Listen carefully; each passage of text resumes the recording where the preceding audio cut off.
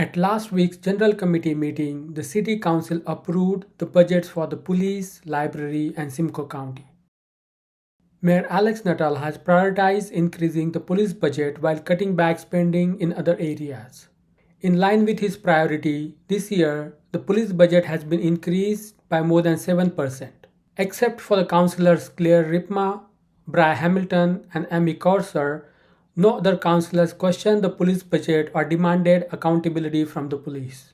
Councillor Hamilton expressed her hope that she would receive more information from the police in the future to make an appropriate analysis and comparison.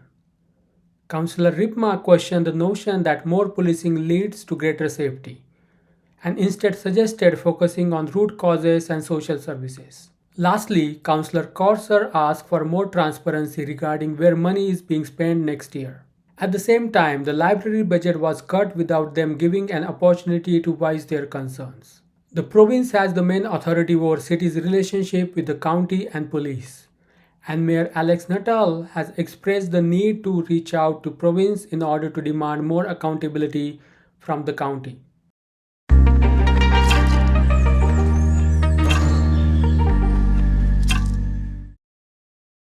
Consent agenda. For the consent items, I'll read out the title associated with the recommended motions printed on the agenda.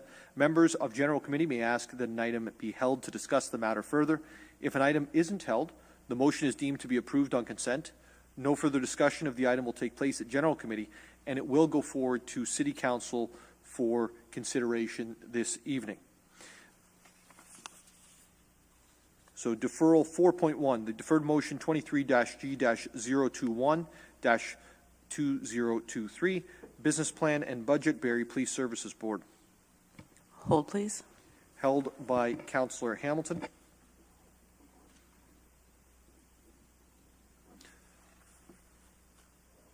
Deferral 4.2, defer motion 23-G-022-2023, Business Plan and Budget Service Partners. Hold, please. Held by Councillor Harvey.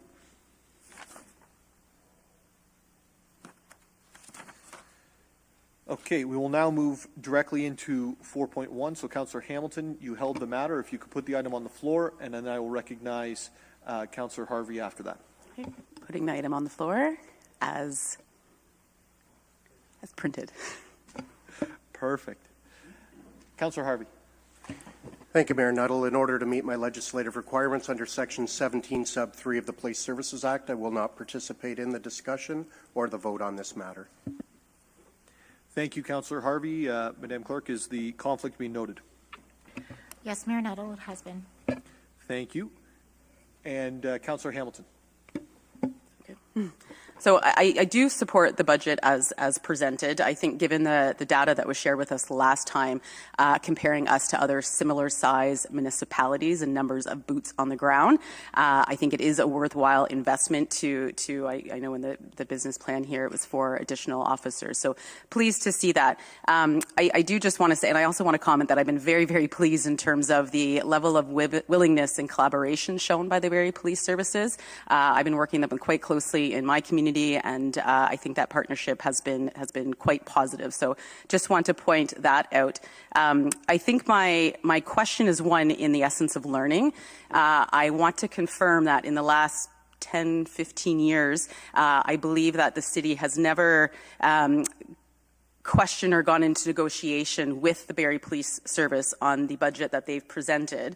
And I want to understand that if we were to enter negotiations, if I can confirm that the process would be we would enter into arbitration, and at that point the budget could be increased or decreased. And so that's something that city needs to be aware of when we're looking at these budgets in terms of what next steps would be. So I just want to confirm that that would be the process. Thank you, Councillor Hamilton. CAO Prowse, if you could perhaps answer that question for us. Thank you, Mayor Nuttall. I think I'd defer to the clerk at this point and may offer some additional thoughts. Thank you.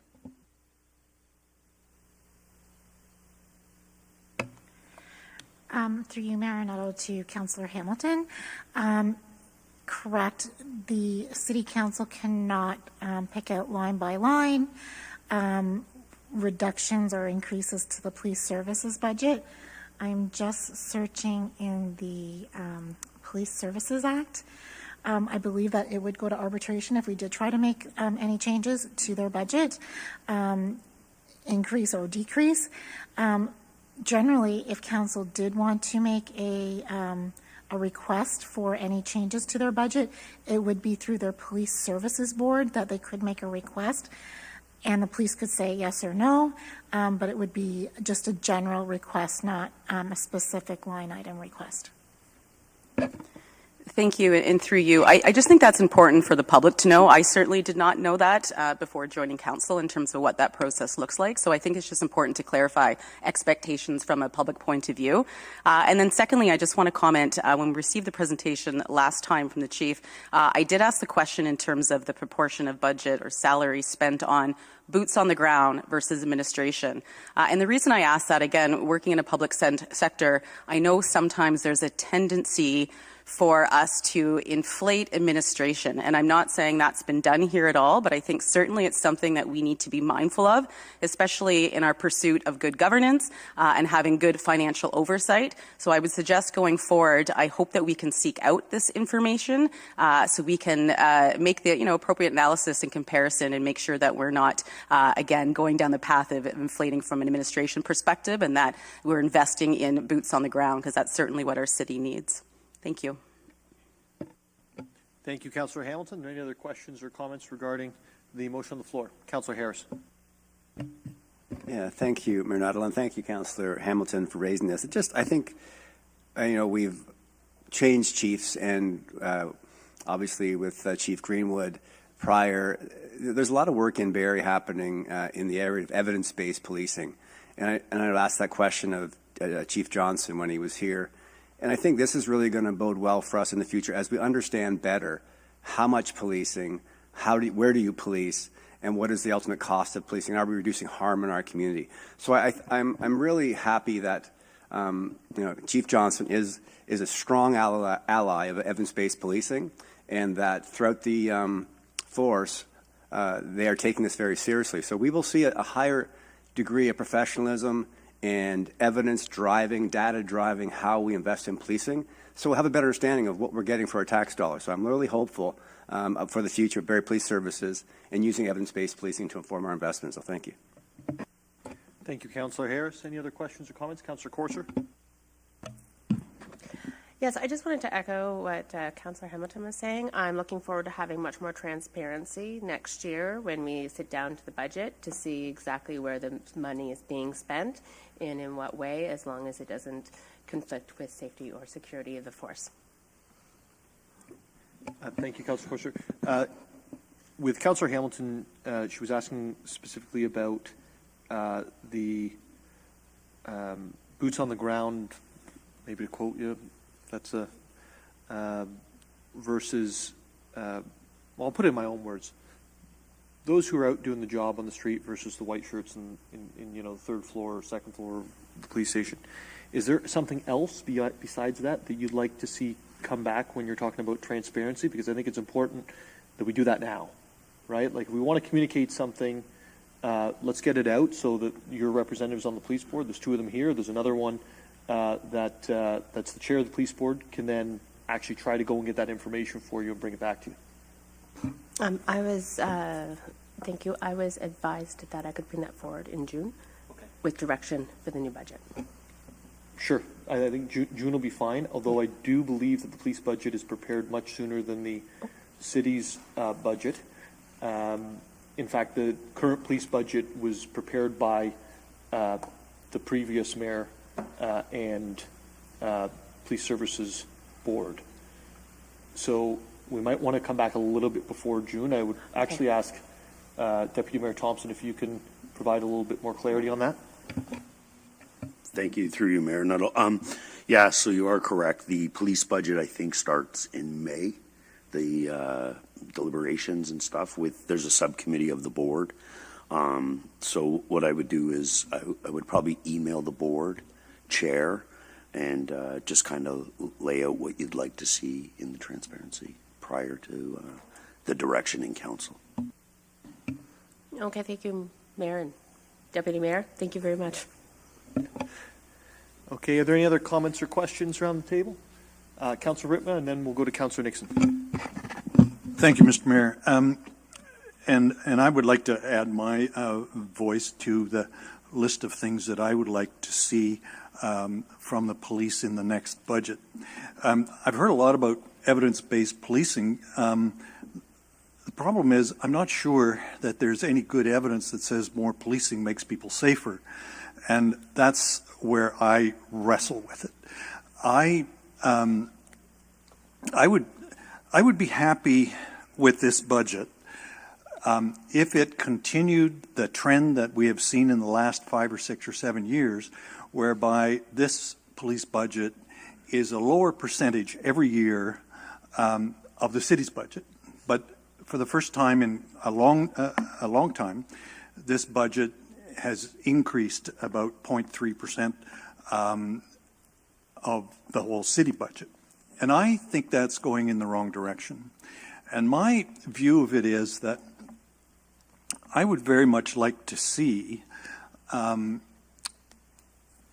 police shifting from a enforcement operation to much more of getting to the root of the problem operation. And I don't see that in this direction. And I think that a lot of policing needs to be done by avoidance and not getting to the root of the problem. And I'm not sure that this is the direction that this force is going. And I would prefer to see us spending, or see the police spending more of their time and money in more the social services part of it. And maybe that's not their job description, I don't know. But somebody needs to do that. And I think that that's where we need to focus resources. And I would ask the police board and through our representatives there to try to shift the focus of policing much more to the prevention, crime prevention model and dealing with some of the root causes. And if, of course, as a city, we can support that, I'm happy to do that. Thank you. Thank you, Councillor Riepma. Just one quick note. The police board, neither the police board nor council is in charge of anything operational with inside the police department. That's just not what the Police Services Act outlines. So we can make requests and we can ask for things to be considered, but they're not determined by either the police board or city council. I realize that full well. Thank you. Councillor Nixon. Thank you, Mayor Nuttall, and I agree with many of the things that Councillor Riepma has brought forward.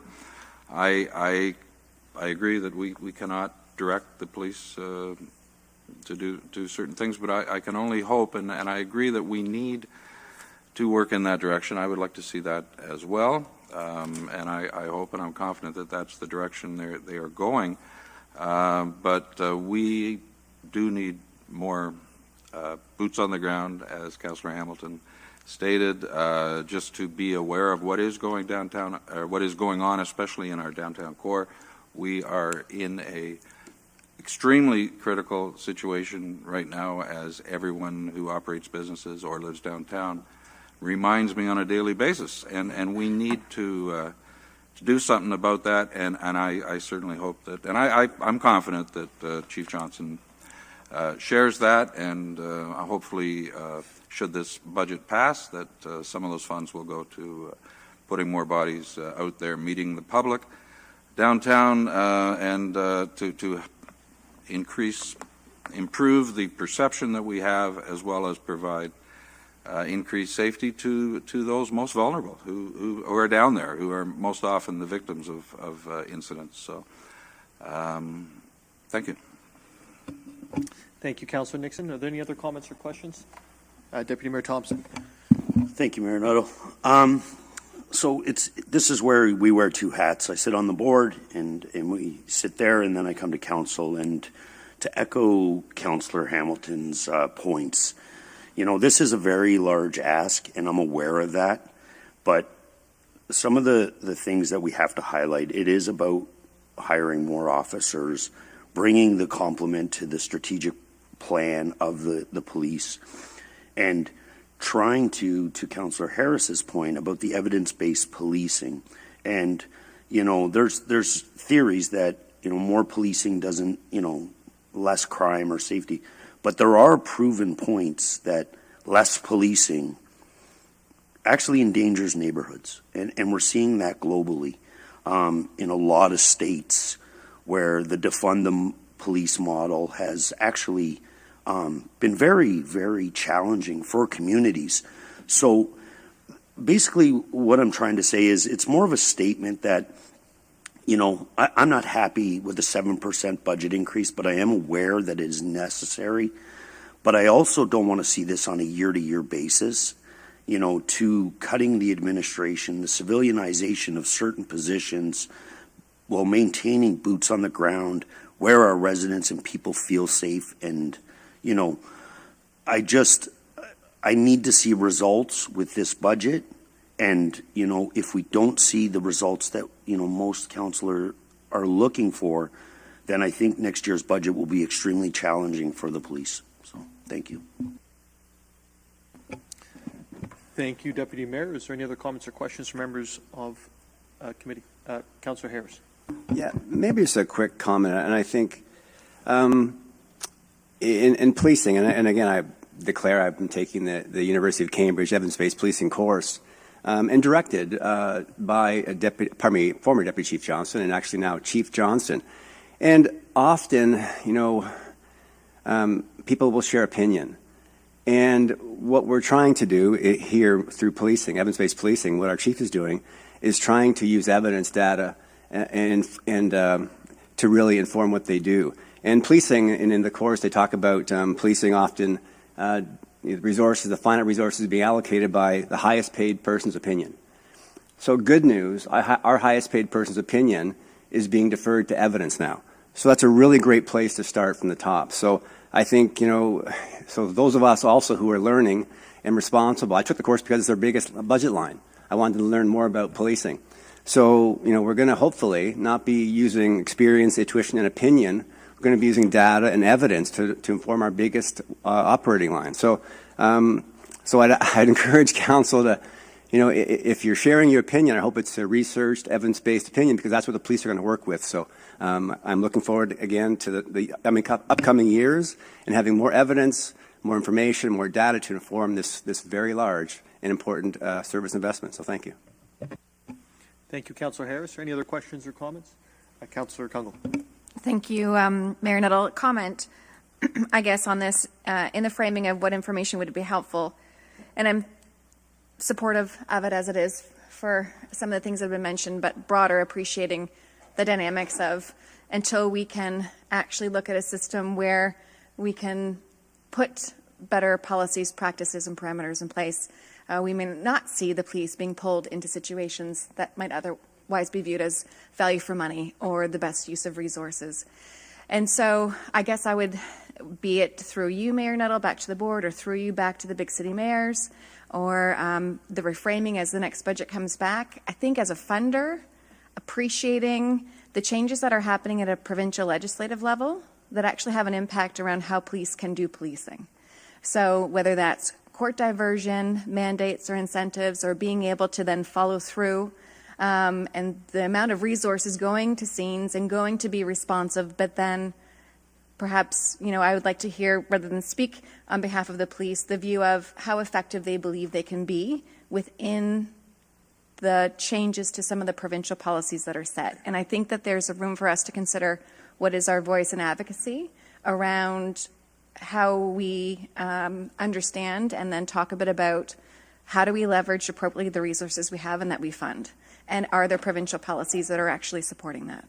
Because I think if we don't see funding in health, right, we see, or social services, we're seeing this. So I think we're talking about symptoms that we're funding around many systems that are underfunded or not operating well and not great legislative policies. Thank you, Councillor Kungl. Are there any other questions or comments from members of council? Seeing none, there's a few things I wanted to say on this, and I'm going to be very sincere and direct with this. This is not a budget I had any say in, quite frankly, coming forward, which is really easy to blame the person who's before you, right? Because that's the politics of it, right? You get in, you blame the person behind you, and you move on. I actually do support this, and there's a couple of reasons I support the police budget the way it is. The one is the 5 officers. The second one is it's really tough to tell somebody that they're not doing their job correctly, and the results are showing that if they're not fully funded, because it's easy then for that institution, in this case the police service, to point to the lack of funding. So you give the opportunity and the funding to say, are we actually able to deliver what the expectation is that we as a team around this table, but certainly the public at large, has with regards to policing in our community. The other piece I think that we need to be honest and fair about, and you know, I have a line to walk because I sit in both the police services board and here. The line to walk is what I'm referring to is making sure I don't step out on any of our confidential discussions. But I'll say it this way: when you look at the way the police services board is accounted, the police services budget is accounted for versus others within City Hall as service partners, you will see that there's a difference. There's actually a number of differences. Okay, one of them is when the police services are out there and they actually drive revenue, it doesn't go to their bottom line. It goes to court services to be able to, for the city to be able to deal with it. So I think, Ms. McAlpine, am I going to the wrong place here? I might be going to the wrong place. But you do know everything, so I'm going to go to you anyways. Mayor Nuttall, thank you for the question.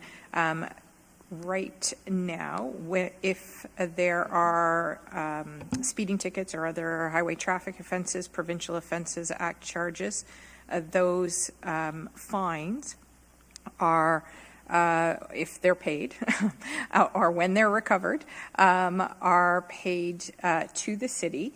The net cost of operating the court system and the collection of those fines is deducted from those revenues, and those revenues form part of the general revenues of the city that are used to pay for the police service. Do they go directly to the police service? A ticket fine revenue goes directly to the police service? No. But they are paid through the general revenues that the city receives, which include the net revenues from the operation of the courts.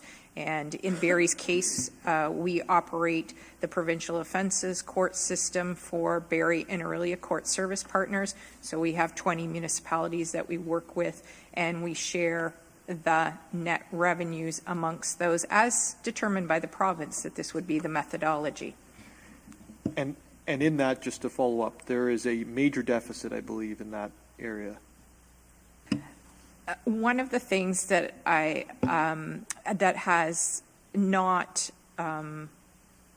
been adequately addressed from my personal perspective is the fact that Barrie, as a municipality, because it operates a court within the city, outside of the provincial court system, it operates a civil court system. Barrie Police Service is responsible for providing court security to not only the provincial offences courts that the city operates, but also to provincial courts that deal with civil and family matters and criminal matters. Those costs are not shared with the municipalities whose defendants might be attending those courts. The city and the police service receive some grant revenue to cover a portion of those costs, but it does not cover the full cost of court operations. And that revenue line has not been updated in a number of years. Thank you, Ms. McAlpine.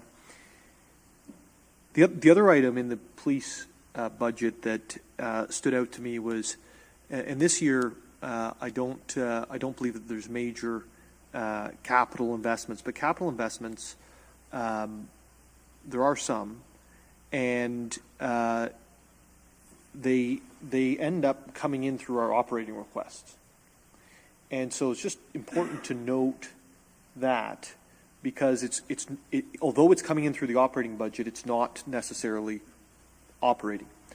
Having said all that, and Deputy Mayor Thompson, I think that you can probably correct me on this. There's 95%, I think, is related to salaries and benefits. Is that correct? 95%. We're looking at a 7% increase. If nothing happened, no new officers, we'd be sitting somewhere around, pardon? 5.6. This is the reality of the police budget. I'm going to hold off on my other comments, because there are comments about the police budget that I think don't belong in the police conversation. They actually belong in the county conversation where social services happen. And I don't want, there is a lot of connection, but I think that in terms of our holding account for tax dollars spent, they need to be put in the right place. And so I'll leave it for that. Are there any other just last minute questions or comments before we call the vote? Seeing none. Okay, those in favor on my right and on my left. It carries. We'll now move on to 4.2, which was held by Councillor Harvey, but we need to get Councillor Harvey before he can put it on the floor. Councillor Harvey. Thank you, Mayor Nuttall. I'll put the item on the floor as printed, and I do have an amendment. Thank you, Councillor Harvey. The item is now on the floor. Great, thank you. This is in relation to the library budget, to amend paragraph 1 by adding the following: that the Barrie Public Library budget be reduced by $228,219, resulting in a reduction to the tax levy of $228,219, keeping their budget at 2022 funding levels. And I can speak to that. Thank you, Councillor Harvey. Your amendment's now on the floor. Thank you, Mayor Nuttall. Obviously, again, we're in another tough year. First, we have the pandemic. Now we've got inflation driving things a little bit out of control. And we've had to make tough decisions here at the city, especially on the operations side, where we had to make some serious cuts. And we've also used a fair amount of reserves to be able to bring us to a 0% for the taxpayers. And in doing so, this is using the same principle that we're now asking one of our service partners that is fully funded by the city, other than some grants and few things that would come from other sources, to also do the same. We're not talking about a huge amount of money. It's $282,000 and change in relation to just over a $9 million budget. And in reviewing and having some conversations in regards to their reserves are very healthy, so they're very easily able to do this as we did as a city. So that's the principle around this. I'm just asking a service partner to do the same as what we've done, and maybe it's some time to maybe even look a little bit deeper as to how they move forward from a financial standpoint. And I'll just leave it at that. I really don't want to say too much about it, but I just think that it's very in line with what we've done on the operations side. And now we're just asking that one of our service partners who has the ability to, because not every service partner does have the ability to be able to do this when it comes to the health of their reserves. However, this one does, and that's why I'm bringing this amendment forward. Thank you, Councillor Harvey. Are there other questions or comments around the table? Councillor Courser. I'm finding myself struggling with some of the information because I am learning. I guess my question would be to, I think, Mr. Miller. How much does the library reserves contribute to new branches?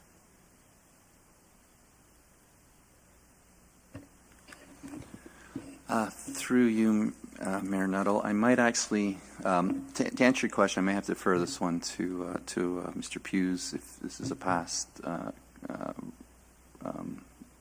question that on the recent branch that was open that is actually leased. So right now they don't contribute anything to the city's reserves per se. I believe they did make some contributions to the recent branch that was opening, but that came from their own sources. So I'm not sure if Mr. Hughes has any insight into that, or he's shaking his head no. So to answer your question, it's nothing directly that goes into the city's reserves from the library. No, sorry, just for clarity, how much is the library reserves that they have go into new branches compared to what the city donates? I'm sorry, I know I'm asking a question that I don't mean to put you on the spot on this again. CEO Kraus. Mayor Nuttall, through you to Councillor Courser, I believe that I have my back to them. I believe representatives from the library are in the audience. They can probably best speak to their financials as the city doesn't run them. Okay. So, do I ask? This isn't a meeting where we can have interaction necessarily with the public, but between general committee and city council, I think you could probably speak with the chair and CEO and then have that exact question answered. Are there other questions with regards to or comments? Yes? Okay, keep going then. And we fund some of the library gets reserves through DCs, is that correct? So through you, Mayor Nuttall, to Councillor Courser, that is correct. So for example, I believe the lease on the Hawley branch is being funded from development charge reserves that we collect for specific services of the library, and there is some funds collected in DCs related to growth of the collection. But again, those DC revenues are related to the growth component. And if I could follow up with that, what impact, crystal ball, do you feel that would there be a significant impact on library reserves with the complications with Bill 23? Through you, Mayor Nuttall, yes, like overall, with the introduction of Bill 23, there is a delayed deferral of what you can charge, so there's a reduction of 20%. So that applies to all hard and soft services, such as the library services. And so I feel that the library actually, in this time of families having difficult times paying bills and being able to afford extra activities for their children, and the library supplies so much to our community, and to newcomers to our community, to our city itself, their outreach programs and all the supports that they have that they offer our community for free, literacy programs for people who are underprivileged in our community. I just don't think this is the right time to be cutting back on funding library services. So I will not be supporting that amendment. Thank you very much. Thank you, Councillor Courser. Are there other comments or questions around the table? Councillor Kunkel. Thank you. Through you to Mayor Nuttall, to Councillor Harvey, around tabling the motion. Is there anything that you're aware of that you're able to speak to, save between being able to engage with the library between this meeting and council, as to your view of the reserves? So my biggest question would be, are those reserves allocated or unallocated? So can you give a sense of kind of your justification for, or your consideration of impact to a library, knowing that, when we usually have strains, our rec centers, our libraries, and other areas or places people can go to. So I'm sure there'll be a lot of information I'll at least be seeking out between meetings about what's the impact to service, or is it something they could recover through reserves? Do you have any additional information you can share? Councillor Harvey. Yeah, thank you, Mayor Nuttall. Through you to Councillor Kunkel. So that information was shared earlier. I don't know if everybody saw the email. Again, it was just to provide background information so that way people understood where I was coming from with this amendment. It is public information. I was hoping that we could stay away from starting to talk about numbers here, but it is public information, so the question's being asked, so I don't have a problem in answering it.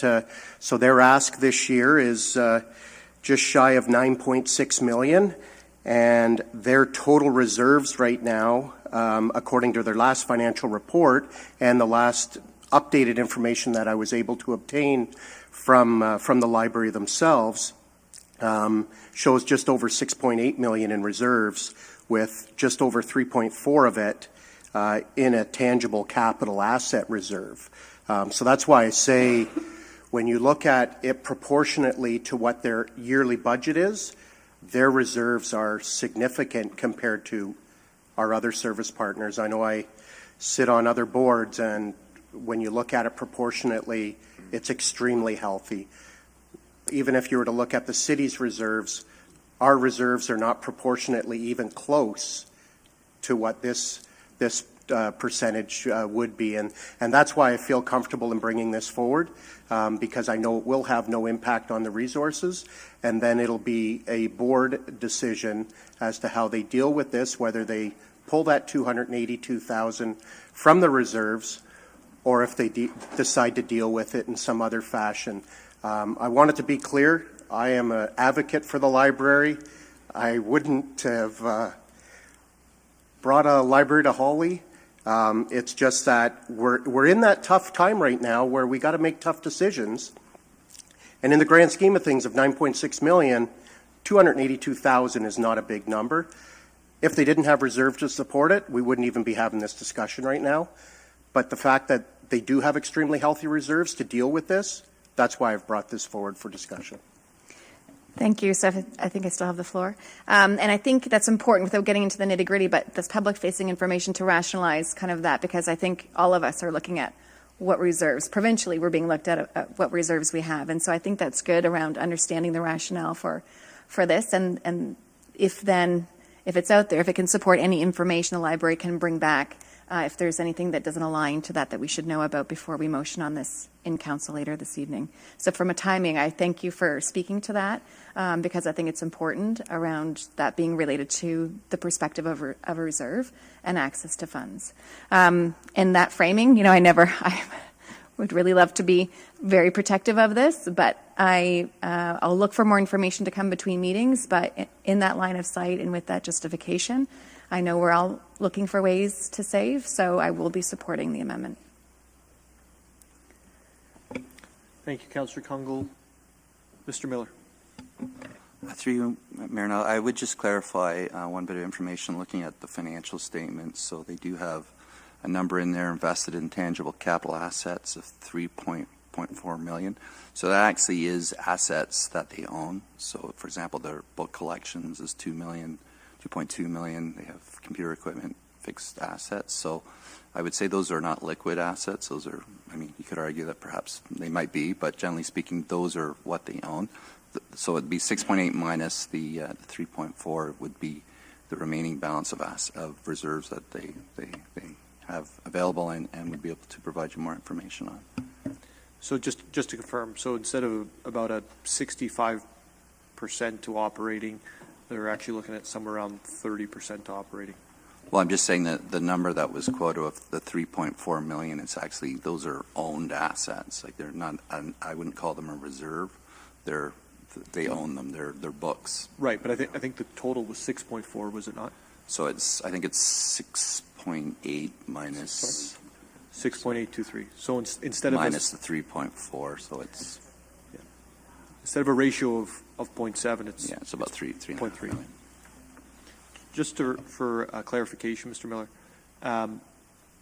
uncommitted reserves to our operating, what do we keep in terms of a ratio? We're at about 100 million out of 400 or something like that? Yeah, I'd have to get back to you with the number, but it's our reserves are pretty fully committed. I can get back to the number. When the accountant mumbles answering the question, you know there's something wrong. I'm just kidding, Mr. Miller. Okay. Councillor Harvey, and then are there any other questions or comments? Yeah, thank you. Actually, yes, you are correct, Mr. Miller. I was actually reading off the wrong line, but it still basically works out to a tally of that 3.4. I guess I just want to clarify the one DC reserve type of question that Councillor Courser had asked earlier. So just to kind of clarify it so that way everybody kind of understands. So we have a DC reserve on the city side that's specific to libraries, and this other reserve that I'm speaking to is a reserve that is held by the city of, or the Barrie Public Library. Yes, that's correct. Okay, great. Thank you. Thank you, Councillor Harvey. Are there any other questions or comments? Seeing none, we'll call the vote on the amendment. All those in favor? It carries. So now back on the main motion. Are there any other amendments to the motion? Okay, so this one's in relation to the County of Simcoe, which will reflect then the county's past budget, to amend paragraph 2 by adding the following: that the 2023 budget request from the County of Simcoe be reduced by $323,727, with an equivalent reduction to the tax levy to reflect the final budget approved by the county. A, that the budget for long-term care be decreased by $224,625. B, that the budget for children and community services be decreased by $30,680. C, that the budget for social housing be decreased by $88,157. D, that the budget draw from the County of Simcoe Capital Reserve to support provider loans be decreased by $286,273. E, that the budget for paramedic services be decreased by $224,625. And F, that the budget for Ontario Works be decreased by $41,913. 2, that the 2023 budgets for the County of Simcoe capital program be amended as following to reflect the final budget approved by the county. A, that the 2023 budget for the County of Simcoe capital program, paramedic services, capital project FI 1019 be decreased by $43,598, with $7,457 to be funded. Oh, actually, yes, I apologize. It's increased, actually. Increased by $43,598, with $7,457 to be funded from DC reserves and $36,141 to be funded by the Simcoe County Capital Reserve. B, that the 2023 budget for County of Simcoe Capital Program, Long-Term Care and Senior Services, Capital Project FI 1018 be decreased by $440,811 and reduced draws of $45,464 from the DC reserves and $395,347 from the County of Simcoe County Capital Reserve. C, that the 2023 budget for the County of Simcoe Capital Program, Social Housing and Community Services Capital Project FI 1020 be decreased or increased by $98,308 to be funded by the Simcoe County Capital Reserve.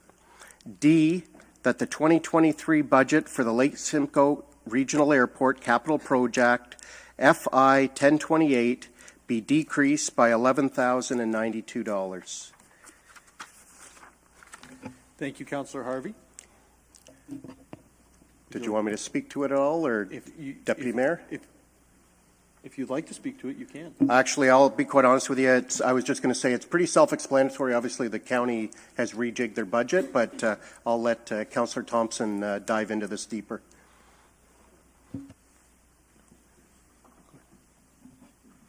Councillor Hamilton.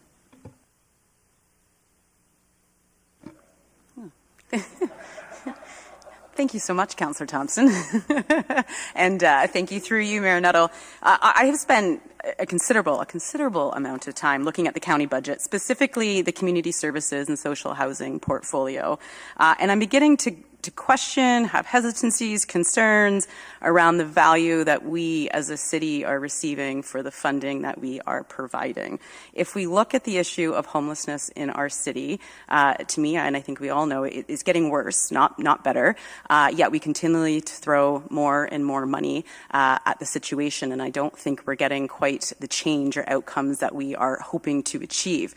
We heard a very moving deputation a couple of weeks ago, again, around the need for the warming center 24/7, and again, the request for an additional $300,000. I wonder if we're at the point where we need to start looking and having conversations on the root cause of the issue of homelessness, as opposed to continuing to invest more and more dollars. And we know the root cause: the lack of affordable housing, which we are addressing now with additional inventory, which will help drive costs down, and also ensuring that new developments have a proportion of housing that's deemed affordable or attainable. But the second element of the root cause, I believe, in which we know, of the 700 people that are homeless in Simcoe County, half of those are in Barrie, so 350 or so, I think, is what we're looking at. 70% of those claim that mental health and addiction is the cause for them not having a roof over their heads.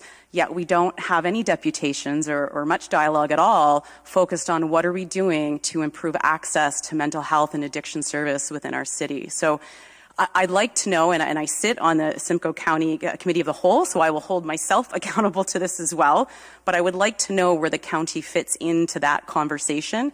I know we received a presentation from Chief Greenwood, former Chief Greenwood, I should say, back in December, around the city looking at the development of a community hub that would focus on access to the social services and mental health services that are so desperately needed.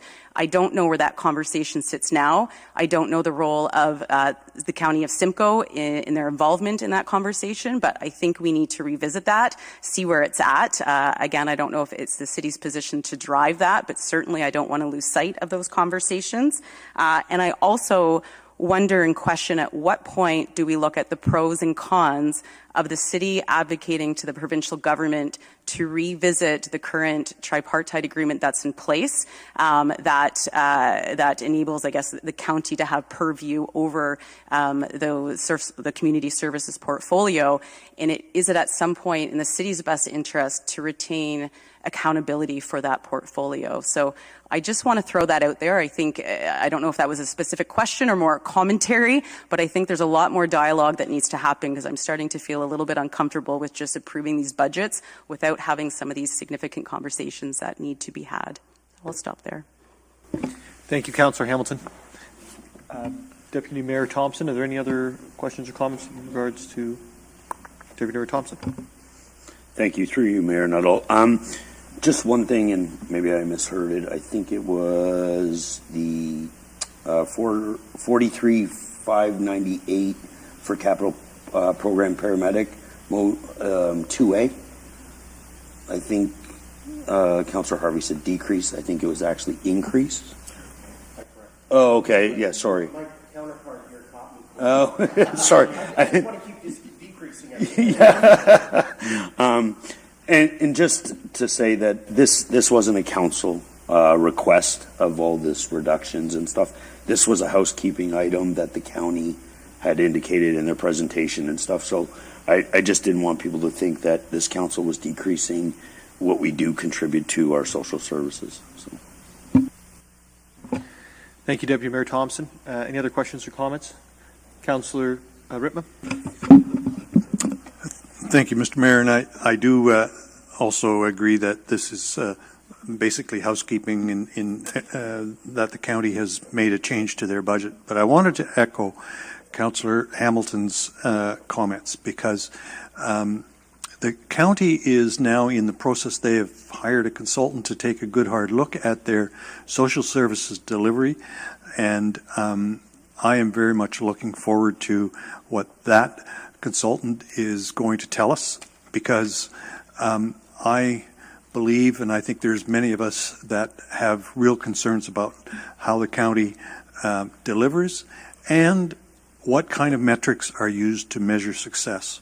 And I think that's probably one of the big questions that we all have, is how does the county measure their success? I'm not sure that the city really really wants to get into social services, and I think that's a discussion for another day, and that is definitely something that the province needs to be involved in. And I think that there's a great deal of the social service issues that emanate from the low ODSP rates and all of those forms of payment that the province makes that just simply haven't kept up with the costs of living. So I think this is a very large question, but I think I agree with Councillor Hamilton that we really do have to start to drive this this issue, because I'm not sure that it is being resolved at this point. Thank you. Thank you, Councillor Riepma. Any other questions or? Thank you, Councillor Neguse. Councillor Morales, I think I've ignored you by accident a number of times. I apologize. No worries. Thank you, Mayor Nuttall. Can you hear me? Yes, we can. Perfect. Thank you. Mayor Nuttall, it starts with a comment. It'll finish with a question. While this is a housekeeping amendment, I think it opened up a great ongoing conversation. So thank you for Councillor Hamilton for saying it with such poise. I've been beating the drum of value for dollar from the county for years. It's an uncomfortable conversation. I know they don't like when I ask the questions, but it's a necessary one. I actually ran into a mid-level County of Simcoe employee about 1.5 years, 2 years ago at the rec room who said, senior staff of the county don't like when you ask those questions. And that person told me, keep asking the questions. They're really good questions. So we're here to have the tough conversations. And that value for dollar, Councillor Hamilton, on what we get for different services is one we need to have if we want to change it. It's never an us versus them. The county, I truly believe that every single employee who wakes up that works for the county, whether it's in a frontline position or a managed position, wants to deliver the best product. But that just because they obviously come to it with a willing perspective doesn't mean that there aren't things to renegotiate in the contracts or things to change how we deliver those services. It's never personal. It's always about the end result. So my question for you, Mayor Nuttall, to the CAO. My understanding was that there was ongoing negotiations with the contract that we have with the county. Last time I asked about this question, I think it might have been October of 2022. So if I could just get an update, Mr. Prowse, about the stage at that negotiation table. CAO Prowse. Through you, Mayor Hamilton, to Councillor Morales and members of committee. Ms. McAlpine can provide the additional details, but there is a tripartite agreement between the City of Barrie, City of Aurelia, and the County of Simcoe providing these services. That discussion is ongoing. I believe the agreement is up this year. However, there are some clauses in the agreement which Council should be aware of. One of the probably the largest issues or hurdles is, in fact, if there's dispute around the agreement, it resorts back to the agreement. So attempting to exit an agreement which is legislated by the province certainly will be challenging, if not problematic, but it is ongoing, and I'll defer to Ms. McAlpine for additional details. Thank you, Mayor Nuttall and members of members of General Committee.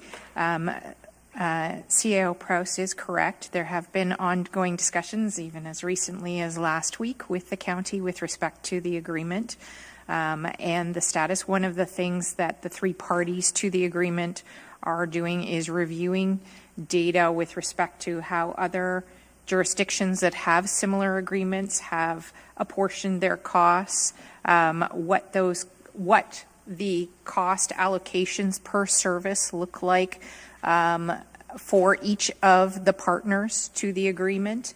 And we're continuing to review that as we move forward through those negotiations. But there is a fair amount of detail to go through. And as CAO Prowse has noted, the province has determined that the county is the service delivery agent for these for almost all of the services.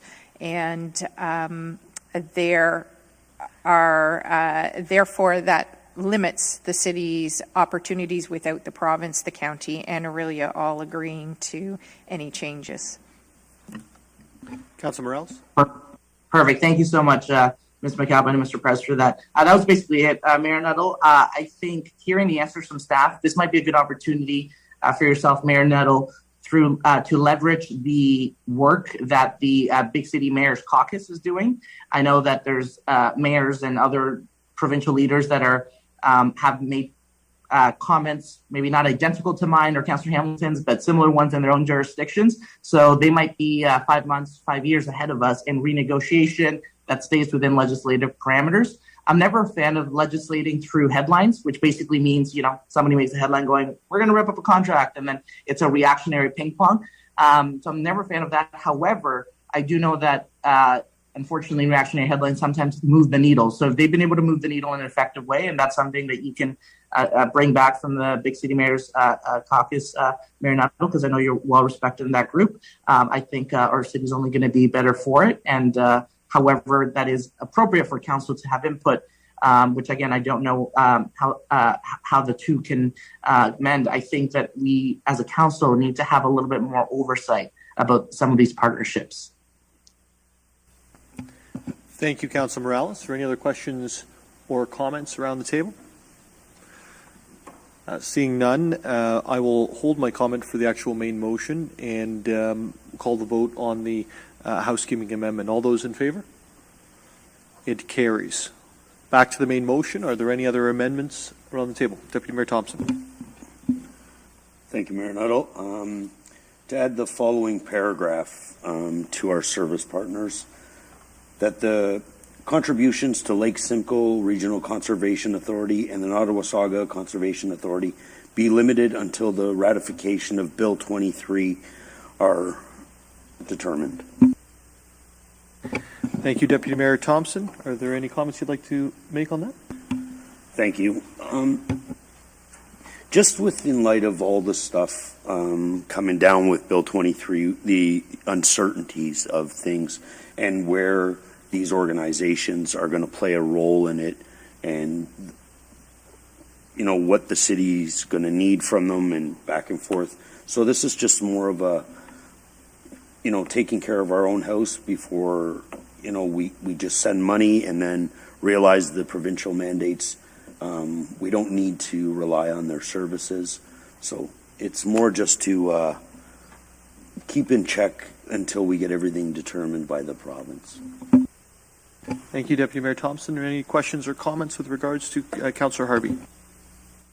Yeah, thank you, Mayor Nuttall. Actually, probably through you to Mr. Miller.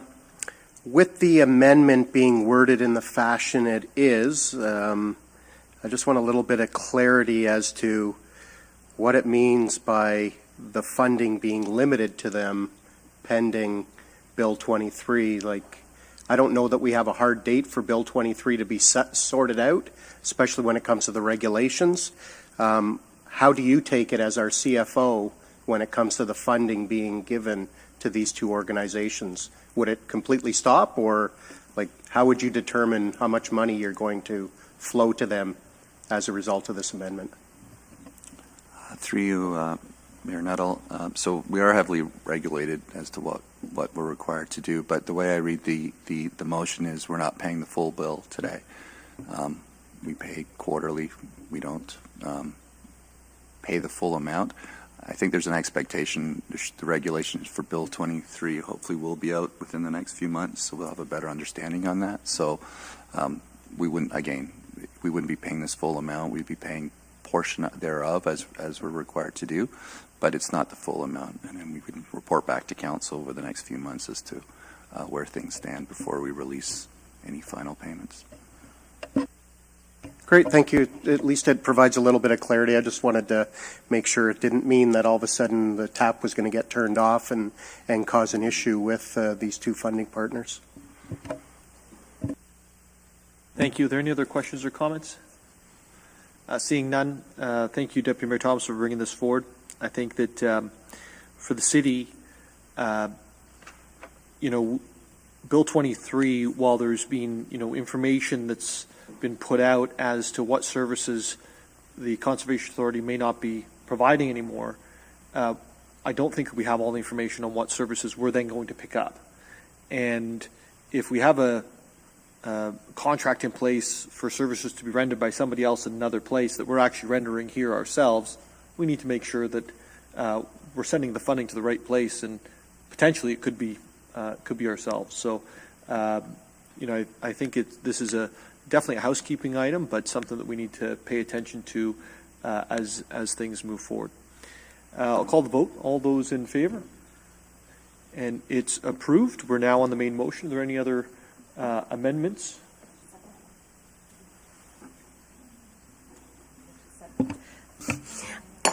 Are you back to the main motion or one more amendment, Mayor Nuttall? Sorry, Gary, I was refusing to look at you there. Councillor Harvey, you have an amendment. Thank you, Mayor Nuttall. This is my last amendment for the night, I think. And this is amendment to balancing the tax to net zero, to add the following paragraph, that the transfer from the reinvestment reserve be reduced by $261,954 to balance the 2023 city operations budget, tax rate impact to zero. Thank you, Councillor Harvey. That's on the floor. Is there, would you like to speak to that? It's pretty self-explanatory. It's just readjusting the amount being removed from that reserve, so that way we still land at 0% tax on the city operations side of things. Thank you, Councillor Harvey. Any other questions or comments? Councillor Courser? No? Seeing none, all those in favor? It's approved. Councillor Courser? We're on the main motion right now. Yep. Okay, I would like to separate the budget for the library from the motion. If you can give me just one moment there, Councillor Courser.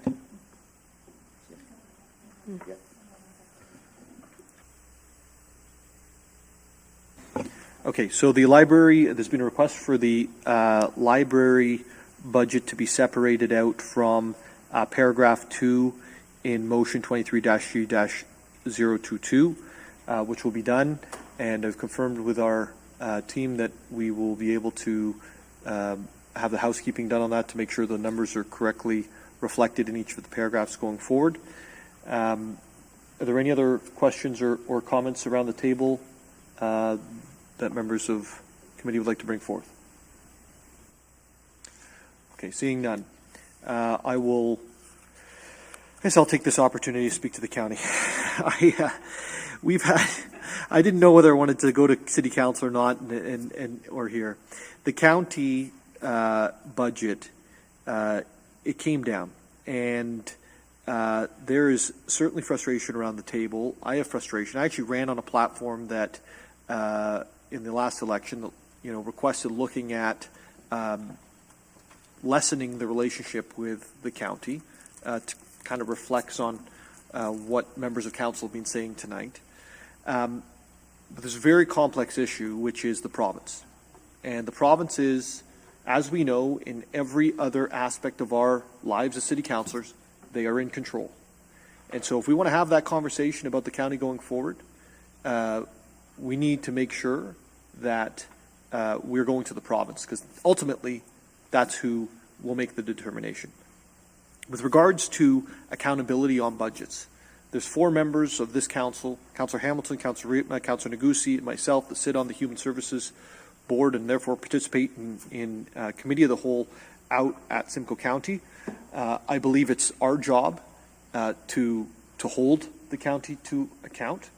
I believe it's our job to know the budgets in and out, to understand where the dollars are spent, and to demand as much accountability as we can through that process. The reality that we face is that the services we see on the ground are very difficult to trail back to even that Human Services Committee, and certainly then to trail it back to this council table, or committee table in this case. So I would really, as we talk about these issues, I would really create some caution, or ask for some caution in there. I don't want to set the expectation to either the public, the county, or somebody else that we think that we can just arbitrarily walk away from the table. We got to go and ask mom and dad. That's the province. And if that needs to happen, then this council needs to have a serious discussion about that in the future. So I would recommend that if that's something that we want to see happen, not tonight, not part of the budget discussion tonight, but it would need to be sooner than later, because we are, as discussed by Councillor Morales, entering a negotiating or in a negotiating year with regards to these items. So I'll leave that there, but I think it's a healthy discussion. I'm not sure that it is one that affects this year's budget, but it's a healthy discussion and one that I'm glad we're having. Any other last minute questions or comments? Seeing none, I will call the vote on the amended motion 23-G-022. Those in favor on my right. Oh. So do we need a? So we want to vote on the library budget first. Okay, perfect. I'm learning every time we come back here. So we'll call the vote on the library budget first. Those in favor on my right? On my left? It's approved. We'll now vote on paragraphs 1 and 2. So the library budget now, paragraph 1? Perfect. Perfect, thank you. Those in favor on my right? And on my left? And it's approved.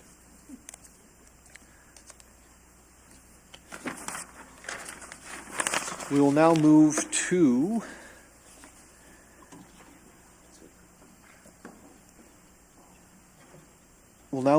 inquiries. Are there any inquiries on my right? And on my left? Okay, seeing none. Announcements. We will then move on to the circulation list for March the 8th. Are there any items from the circulation list on March the 8th?